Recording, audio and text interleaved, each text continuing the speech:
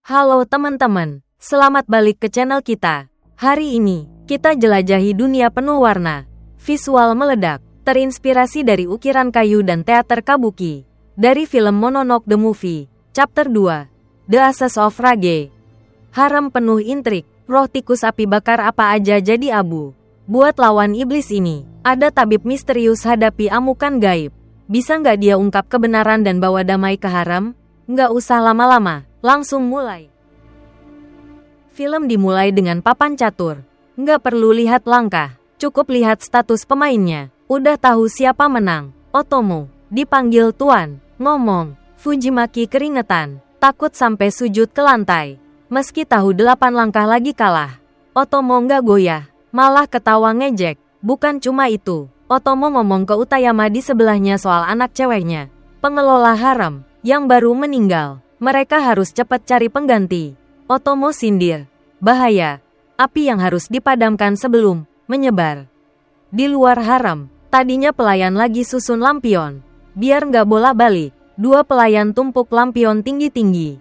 Pas di pintu harem, nggak seimbang. 1 lampion jatuh. Untung, Kusuriuri, yang ngaku tabib, nangkap. Dia ngeluyur di sini, nggak mau pergi. Ngerasa Mononoke baru bakal muncul. Ganggu harem. Kusuriuri perhatiin kios jual jimat tikus. Keyakinan rapuh para selir. Berharap lahirin pangeran pewaris.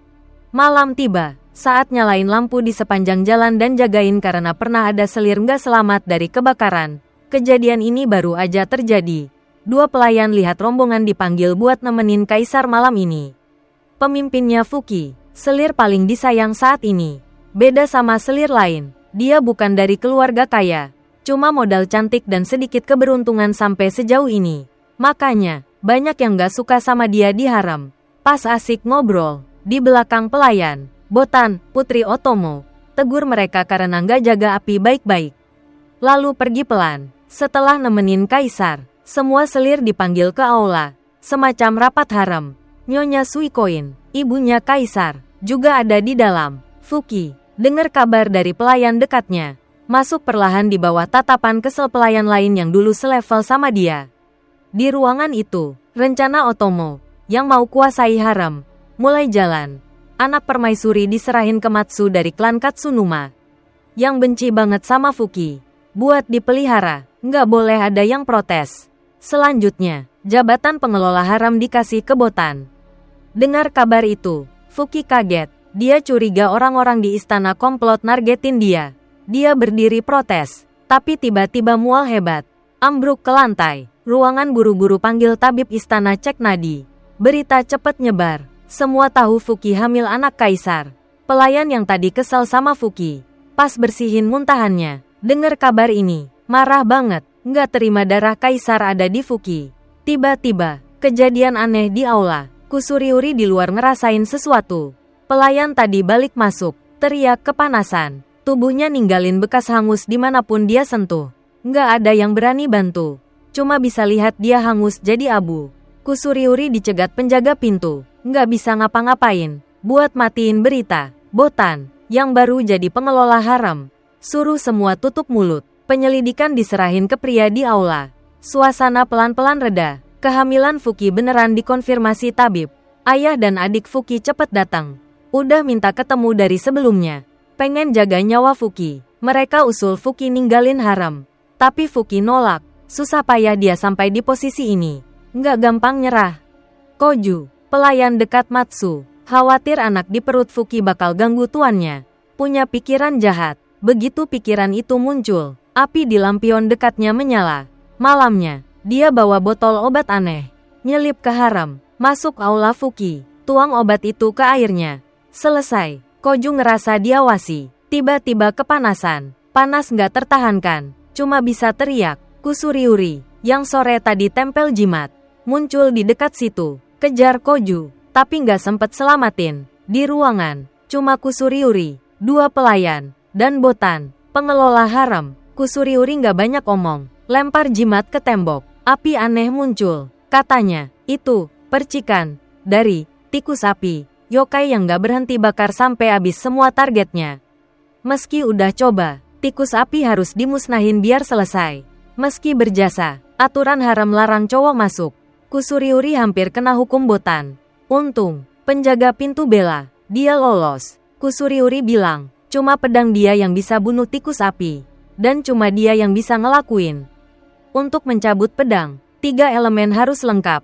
Bentuk, kebenaran, dan asal-usul. Lewat ini, Kusuriuri tahu lebih banyak soal kutukan selir Suzu yang terbakar di haram dulu.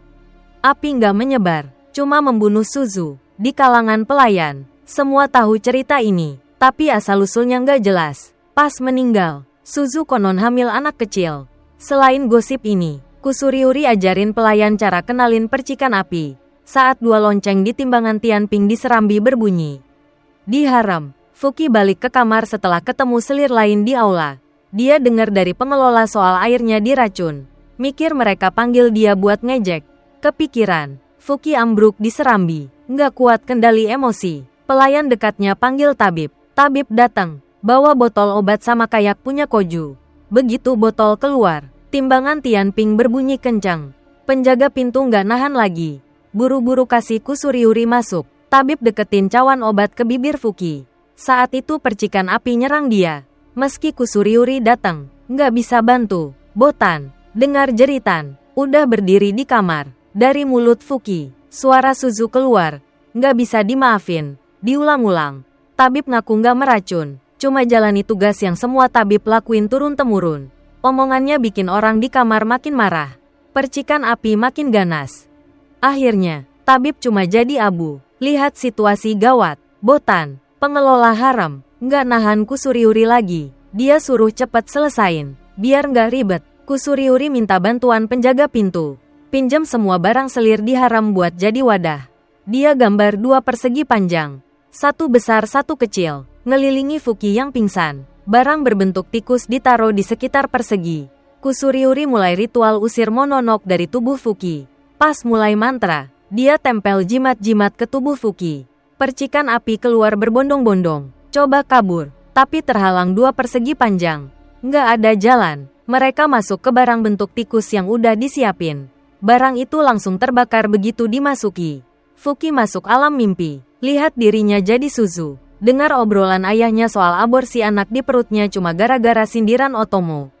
Matriks Kusuriuri kayaknya nggak kuat. Beberapa percikan api coba kabur.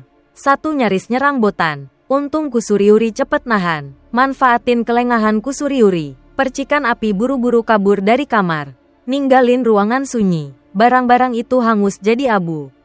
Kira musibah Fuki selesai. Tapi enggak. Setelah hari itu, Matsu kasih surat ke Botan.